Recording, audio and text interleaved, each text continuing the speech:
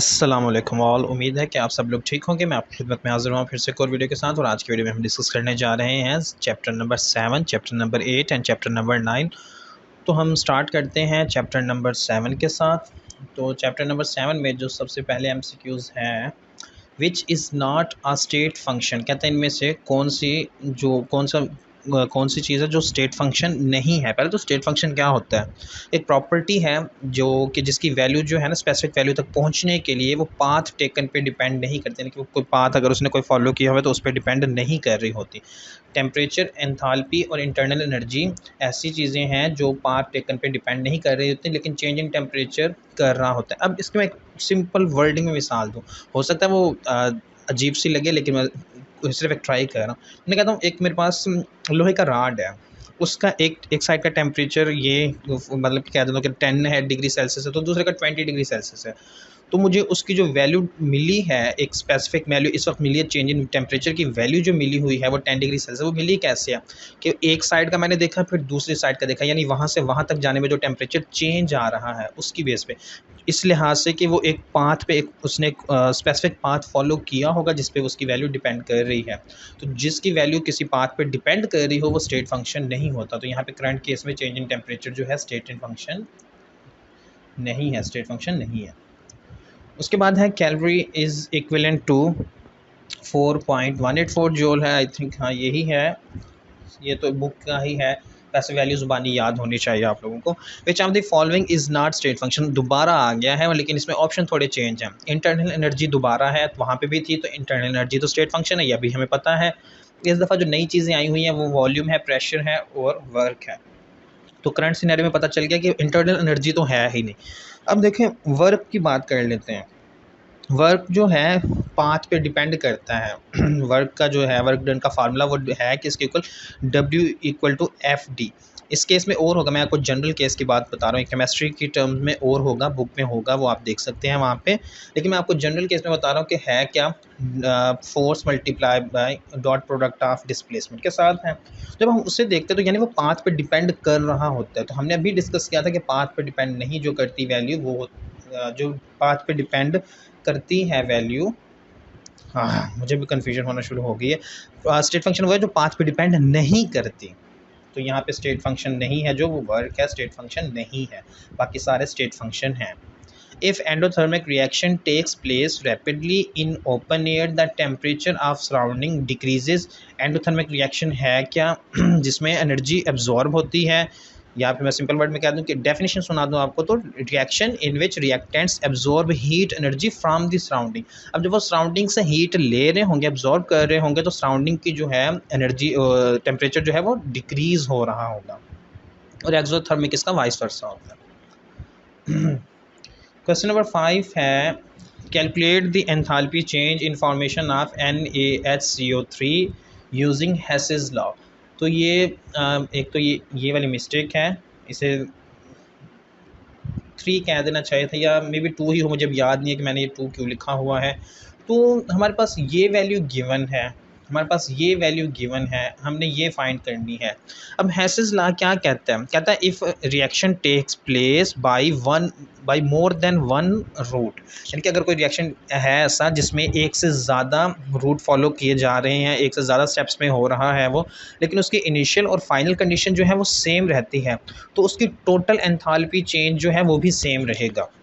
तो यहाँ पे हमारे पास टोटल वैल्यू तो गिवन है, हमने डेल एच जो है इस स्टेप के लिए फाइंड करनी है, और एक ये गिवन है। तो हम सिंपली क्या कर देंगे, जो हेसेस लॉ का एक फार्मूला था, अगर मैं सिंपल वर्डिंग में कह दूँ तो डेल एच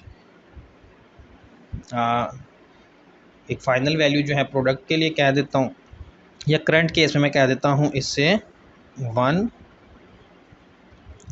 और दूसरी जो है डेल एच इससे 2 है दोनों के लिए, तो मैं दोनों के लिए 2 करता हूँ, एक वैल्यू पुट कर दूंगा तो उससे मेरा आंसर आ जाएगा। कॉम्प्लिकेशन में जाने पड़ रहा है, सिंपल है, वैसे आप लोग जवाब ये याद रख लें तो अच्छी बात है। ऐसी चीज़ें आपको याद ही होनी चाहिए, क्योंकि पेपर में ये नहीं होगा कि वहाँ पे आप करने बैठते हो, क्योंकि उसमें आप काफ़ी ज़्यादा टाइम लग जाएगा, और time is money, as per internet competitive test जितने भी होते हैं उसमें टाइम समझे मनी ही है। जितना टाइम आप सेव करेंगे आपके पास उतना ही बेहतर होगा आप लोगों के लिए। According to first law of thermodynamics, if thermal energy is applied to water placed in cylinder fitted with frictionless piston, thermal energy is converted into kinetic energy of the molecules. जो बुक में है calculations derivations उसकी base पे तो ये ठीक है, thermal energy convert होती है काइनेटिक एनर्जी में जो मॉलिक्यूल्स की pressure of water molecules increases, ये भी ठीक है। पिस्टन इज पुश्ड अप, ये भी ठीक है। तो तीनों केसेस ही यहाँ पे ठीक हैं। तो डी ऑप्शन में उसने खुद बता भी दिया कि ऑल ऑफ द अबव, तो ये ऑल ऑफ द अबव ही ठीक है। अब इन केस अगर किसी को कन्फ्यूजन आ रही हो तो फिर मैं इसके बारे में ये बता दूं, क्योंकि 2017 का पेपर है तो 2017 की 100% वेरीफाइड है, इसमें मिस्टेक होने के चांसेस हैं ही नहीं। उसके बाद आ जाता है हमारे पास चैप्टर नंबर 8। हाँ, तो चैप्टर नंबर 8 में फर्स्ट क्वेश्चन है द pH ऑफ 10 की power 3 moles per decimetre cube of an aqueous solution of H2SO4। हमें pH वैल्यू पूछ रहा है। अब ये आंसर तो ये है इसका 2.7। अब आता कैसे है, अगर मैं यहाँ पे वैसे एक्सप्लेन करता तो काफ़ी ज़्यादा टाइम लग जाता। मसला नहीं है, करने में एक्सप्लेन हो सकता है। मैं आपको हल्की जनरल चीज़ें बता देता हूँ, इसीलिए मैंने ये किया है कि जनरल चीज़ें बताने की बजाय आप लोगों को हवा में कहते हैं ना किले बनाने की बजाय मैंने कुछ सॉल्यूशन साथ शेयर कर दिया। आप यहाँ पर देख सकते हैं क्या हमने pH फाइंड करनी है एक्वस सॉल्यूशन ऑफ H2SO4 की, तो माइनस लॉग H प्लस आ गए। जो करंट रिएक्शन है H2SO4 ये इसमें 2 हाइड्रोजन आयन बन रहे हैं, तो यहाँ पे जो 10⁻³ है वो मल्टीप्लाई बाय 2 से हो जाएगी। अब H की वैल्यू हमने यहाँ पे पुट करनी है तो पुट कर दी है। अब आ गया log 2 मल्टीप्लाई बाय 10⁻³ हमें पता है कि log की प्रॉपर्टी है कि जब दो वैल्यूज़ मल्टीप्लाई हो रही हों तो जब उनको सेपरेट करेंगे log में तो वो प्लस का साइन आ जाता है बीच में। इस माइनस को मैंने बाहर ही रहने दिया, तो ये आ गया log 2 प्लस log 10 की पावर -3। उसके बाद एक log की प्रॉपर्टी ये भी है कि जो पावर होती है वो शुरू में आ जाती है, लेकिन ऐसा करने से पहले मैंने एक काम कर दिया कि माइनस को अंदर मल्टीप्लाई कर दिया, तो ये माइनस log 2 हो गया, ये माइनस हो गया, -3 पावर शुरू में आ गई तो -3 ब्रैकेट में इसलिए लिख दिया क्योंकि माइनस माइनस प्लस हो जाएगा बाद में, और log आ गया 10। अब हमें पता है कि log 10 जो है वो इक्वल होता है 1 के, तो यहाँ पे सिंपली 3 आ गया। अब log 2 की वैल्यू आपको ज़ुबानी याद होनी चाहिए क्योंकि पेपर में कैलकुलेटर अलाउ नहीं होता, तो आपको एटलीस्ट ये बेसिक जो होती है ना वैल्यू जैसे log 10, log 1, log 2, log 3 इसका पता होना चाहिए। ऐसे हल्की फुल्की छोटी छोटी वैल्यूज़ का पता होना चाहिए। जैसे मैं कहता हूँ कि √2, √3 की वैल्यू का भी आपको पता होना चाहिए क्योंकि वो मोस्ट कॉमनली अक्सर जगहों पे आते रहते हैं। तो यहाँ पे जो log 2 की वैल्यू है 0.3010 है, तो ये आ जाता है आंसर 2.699 जो कि अप्रॉक्सीमेटली इक्वल है 2.7 के, जिसलिए मैंने ऑप्शन ए लगाया हुआ है 2.7। The pH of 10⁻³। अब उसी तरह का क्वेश्चन है, इस दफ़ा सॉल्यूशन किसका है, HCl का, और नेक्स्ट की भी अभी बात कर लेते हैं। सॉल्यूशन क्या है, HNO3 का। तो अब इस केस में देख लें तो हमारे पास यहाँ पे हाइड्रोजन आयन एक ही बनेगा, इस केस में भी एक ही बनेगा, तो इससे पता चल जाता है कि जो आंसर आएगा वो 3 होगा दोनों केसेस में। बाकी अगर मेथड आपने देखना तो इसी मेथड को फॉलो आप अडॉप्ट कर सकते हैं दोबारा, लेकिन कुछ फ़र्क है, वो फ़र्क आप खुद ढूंढ लें। वैसे मैंने बता तो दिया लेकिन आप फिर भी देख लें। Consider an exothermic reaction in gas phase at equilibrium T, CO plus H2O change हो रहा है जी कार्बन डाइऑक्साइड प्लस हाइड्रोजन में, उसकी चेंज इन एंथैल्पी जो है, चेंज इन हीट जो है, डेल H की वैल्यू जो है -42 किलो जूल पर मोल बता रहा है। कहता है if T of reaction increases then reaction will shift backward. जब टेम्परेचर इंक्रीज़ हो रहा होगा वो बैकवर्ड मूव कर रहा होगा, उसकी वजह ये होगी कि जो रिएक्शन हो रहा होगा वो एंडोथर्मिक हो रहा होगा जब टेम्परेचर इंक्रीज़ कर रहा है। अगर टेम्परेचर डिक्रीज़ कर रहे होते हैं हमारे पास तो एनर्जी रिलीज़ हो रही होती, इस केस में अब्जॉर्ब हो रही है, उस केस में रिलीज़ हो रही होती, तो रिएक्शन फॉरवर्ड होता और वो एक्सोथर्मिक रिएक्शन होता। मैं आपको इंक्रीज़ और डिक्रीज़ दोनों कंडीशंस में बता रहा हूँ। यहाँ पे कह रहा है if T of reaction increase के केस में शिफ्ट टू बैकवर्ड डायरेक्शन है, अगर डिक्रीज़ होता तो शिफ्ट टू फॉरवर्ड डायरेक्शन है। दोनों केसेस मैंने बता दिए आपको। नेक्स्ट है 10 रेज। अच्छा हाँ, ये क्वेश्चन नंबर 5 जो है ना, no idea may be problem in statement और समथिंग एल्स, इसको मैंने सोल्व करने की बहुत कोशिश की है, मतलब कि पहले भी अपने टाइम में बहुत की थी, इवन कल परसों में दोबारा इस पे जब मैंने काम किया तो तब भी बहुत ज़्यादा कोशिश की है, पता नहीं क्यों सॉल्यूशन नहीं आ रहा, क्वेश्चन में कोई इशू है, कोई मेरे मेथड में इशू है। तो अगर आप लोगों से अगर ये हो जाता है तो आंसर मेरे साथ भी शेयर कीजिएगा, अदरवाइज़ ये मेरी डोमेन से बाहर है। मेरे हिसाब से इसमें एक स्टेटमेंट कोई मसला है तो ये क्वेश्चन मैं इसका आंसर आपके साथ शेयर नहीं कर सकता। अलबत्ता आपके सामने क्वेश्चन है, आप किसी अपने टीचर से चेक करवा सकते हैं, क्वेश्चन में कोई इशू तो नहीं है। अगर कोई इशू है तो भी वो क्लियर हो जाएगा, और अगर कोई इशू नहीं है तो इसका फिर आंसर मेरे साथ शेयर कर दीजिएगा ताकि मैं अपने व्यूअर्स के साथ शेयर कर दूँ। क्वेश्चन 6 है, a freshly prepared equal solution of volume 1 decimetre cube contains 0.4 moles of reactant and 0.4 moles of reactant B. अच्छा, ये पहली लाइन जो है उसने खामखा दी हुई है, इसका हमारा कंसर्न है ही नहीं, क्योंकि जो क्वेश्चन हमसे पूछ रहे हैं देन इक्विलिब्रियम कांस्टेंट के ये पूछ रहे हैं इस तरह। इसलिए मैं ऐसे क्वेश्चन के लिए कहता हूँ आप पहले एंड से भी देख लिया करें और शुरू से भी देख लिया करें, आपको उससे अंदाज़ा हो जाता है। तो हमारा असल क्वेश्चन जो है ये यहाँ से ही शुरू हो रहा है। हमारे पास जो पहली डेड लाइन है उसका कोई कंसर्न है नहीं। कहता है equilibrium solution contains 0.2 moles of A and 0.3 moles of B and 0.1 moles of C if the reaction is equal to A plus 2B changing into 2C। ये जो एरो डबल लगी हुई है ये रिवर्सिबल रिएक्शन के लिए लगी हुई है। तो इसका सॉल्यूशन ये आपके सामने साथ है कि कांस्टेंट जो होता है concentration of product divided by concentration of reactants होता है।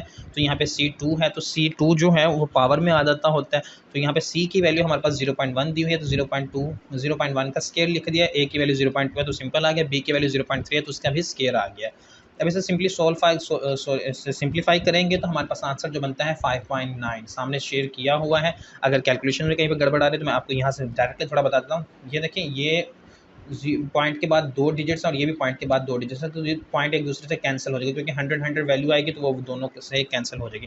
अब इसका पॉइंट खत्म करेंगे तो 10 जब बन जाएगा, ये 0 ऊपर चला जाएगा और ये आ जाएगा 2, तो 2 5, तो ये आ जाएगा 5/9 जो कि हमारा सॉल्यूशन है। अगर इसमें कोई कन्फ्यूजन हो, यानी कि अगर आपको लग रहा हो कि मैंने कोई गड़बड़ कर दिया इस पहली 1.5 लाइन को छोड़ के, तो आप मुझे बता सकते हैं। अपने टाइम में ई कैट में मैंने यही मेथड यूज़ किया था, इसी तरह किया था, और ये क्वेश्चन मुझे यहाँ तक याद है मेरा ठीक था, क्योंकि मेरे केमिस्ट्री में एक मैंने अटैम्प्ट नहीं किया था और एक में थोड़ा सा मसला आया था, बाकी मेरे 28 ठीक हुए थे। In the reaction CO plus H2O CO2 plus H2 change in enthalpy there are -41.84 kilojoule per mole. If heat is applied at equilibrium stage, it is observed that कि होगा क्या more carbon dioxide and hydrogen are produced compensate for temperature change.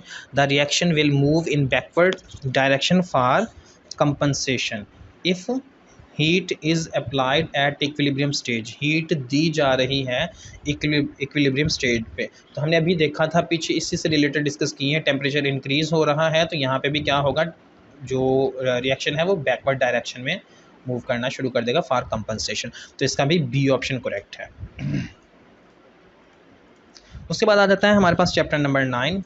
तो chapter number 9 में first question है, the sum of mole fraction of components of mixture is equal to. ये मैंने पहले बताया है, आई थिंक चैप्टर नंबर 4 में इससे रिलेटेड एक प्रॉब्लम था, वो बताया था कि मोल फ्रैक्शन का सम हमेशा 1 के इक्वल होता है। तो इसका डी ऑप्शन करेक्ट है। When the solute has gone in the ether layer, then is separated by dash the ether, evaporating। Book की ही है लाइन ये। Which of the following forms ideal solution, इनमें से कौन सा आइडियल सॉल्यूशन बनाता है, benzene and ether. Determine the mole fraction of C12H22O11 in 1.8 kilogram of water. अब ये भी एक ऐसा क्वेश्चन है जिसका मेरे ख्याल से तो ऑप्शन में सही जवाब है नहीं, क्योंकि वो पूछ किसकी रहा है, determine the mole fraction of C12H22O11, इसकी मोल फ्रैक्शन पूछ रहा है। तो ये साथ आपके सामने मेथड शेयर कर दिया कि मोलर मास ऑफ H2 है जो 18 ग्राम है। अब यहाँ पे हमारे पास वाटर जो है 1.8 किलोग्राम है, तो उसे ग्राम्स में चेंज किया तो 100 मोल्स हैं वाटर के, और उसमें 1 मोल है C12H22O11 का। तो जो टोटल मोल्स हो गए वो 101 हो गए। तो मोल फ्रैक्शन जो आ गई C12H22O11 की वो है 1/101। मेरे हिसाब से तो ये है, और इस हिसाब से ऑप्शन सही मौजूद नहीं है। अगर आपके हिसाब से कोई डिफरेंट हो तो मेरे साथ शेयर कीजिएगा, मेरे पास इस क्वेश्चन का आंसर नहीं है। नेक्स्ट है the molality of 20% weight by weight solution of Ca in water is. 6.25 है। सॉल्यूशन अभी 7 आ गया था, दोबारा मैं ऊपर कर देता हूँ, आप वहाँ से देख सकते हैं। The solubility of dash is decreased by increasing temperature. किसकी सोल्यूबिलिटी डिक्रीज होती है टेम्परेचर इंक्रीज करने के साथ? Na2SO4 की। आई थिंक बुक में ये ग्राफ है, वहाँ से आप चेक कर सकते हैं। What is the universal solvent? Water. Molarity of heavy water is, ये हैवी वाटर की मोलैरिटी वैसे तो बुक में ही है ऑप्शन, ये बुक का ही क्वेश्चन है, बुक में है भी सही 55.5, लेकिन ये मैंने सॉल्व करके देखा था तो ये 55 नहीं आ रहा था मेरे पास, आंसर 52 पॉइंट समथिंग आ रहा था। तो मे बी मैंने कोई गड़बड़ की हो कहीं पे, तो इस वजह से हो सकता, तो आप एक ट्राई कर लीजिएगा। अगर ये बुक में है एग्जांपल मुझे बताएंगे, मैं अपनी बुक से कंसल्ट करके देखूँगी 55.5 एग्जैक्टली आता कैसे। मेरे पास जो आया है मैं आपको जो बता रहा हूँ वो आता है 52 53 के राउंड अबाउट, तो आंसर ये 55 पे भी जा सकता था, 50 पे भी जा सकता था, लेकिन बुक में 55.5 100% श्योरिटी के साथ लगा हुआ है। Number of molecules of solute decimetre cube पर डेसीमीटर क्यूब आर कॉल्ड, ये मोलैरिटी की डेफिनेशन है एक लिहाज से। अब आ जाते हैं क्वेश्चन नंबर 5 की तरफ। तो यहाँ पे मैंने सपोज कर लिया है कि जो मैथ्स ऑफ सॉल्यूशन का मुझे नहीं पता, एक्स है मैथ्स ऑफ सॉल्यूशन, उसमें मैथ्स ऑफ कैल्शियम क्या होगा? एक्स मल्टीप्लाई बाई ये जो मैथ्स है सॉल्यूशन का, और मल्टीप्लाई कर दिया 20 वेट बाई, जो बता रहा है कि कैल्शियम जो है उसमें 20% है वेट बाई वेट, तो 20% को मैंने लिख दिया है, परसेंटेज ख़त्म की है तो 20/100 आ गया। मोलर मैथ ऑफ कैल्शियम हमें पता है 40 ग्राम्स होता है। नंबर ऑफ मोल्स जो हैं वो अब हमने फाइंड करने हैं, तो ये हमारे पास मैथ ऑफ कैल्शियम ऊपर आया हुआ है, उसे डिवाइड कर दिया 40 के साथ, जो हमारे पास मोल्स आ गए हैं वो हैं x/200 के। अब है हमने math of solvent in solution देखना है कि जो सॉल्यूशन बना हुआ है उसमें सॉल्वेंट है कितना, तो वो हमने x - 20 x/100 करके निकाल लिया है, वो है 80 x/100, यानी कि कह सकते हैं एक लिहाज से 80%।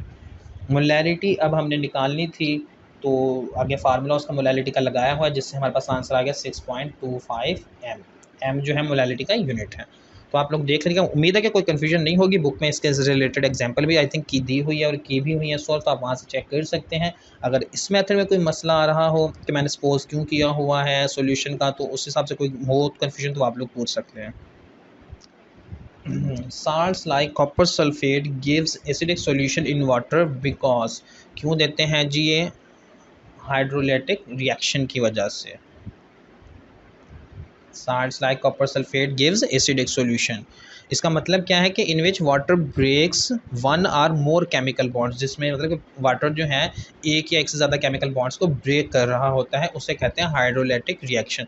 जिसका जब रिएक्शन होता है वाटर के साथ, मैं आपको प्रोडक्ट बता देता हूँ क्योंकि मैंने राइट किए हुए हैं साथ, वो बनता है कॉपर हाइड्रोक्साइड और sulphuric acid. Using 200 grams of H2O, we want to obtain 1 mole of NaCl solution. 1 mole of NaCl 58.5 gram. The amount of NaCl required is 11.7 grams. करके देखिएगा ये खुद, अभी हमने इससे रिलेटेड पीछे किया हुआ है। The solubility of sodium chloride in water is possible, क्यों पॉसिबल है? Hydration energy of water is greater than the latest energy, ये तो ठीक है बात। बी ऑप्शन है latest energy of sodium is greater than the hydration energy, किसी हद तक ये नहीं है। बुक में ये टेबल है वैल्यूज़ में, वहाँ पे देख सकते हैं। तो हमारे पास वैसे पहला ही ठीक है, और यहाँ पे कोई भी दो ऑप्शन भी नहीं है, तो हमारे पास अगर पहला ही ठीक है तो वो हम लगा देते हैं, और वैसे भी ये की में भी यही आंसर है, तो उम्मीद है कि ठीक ही होगा।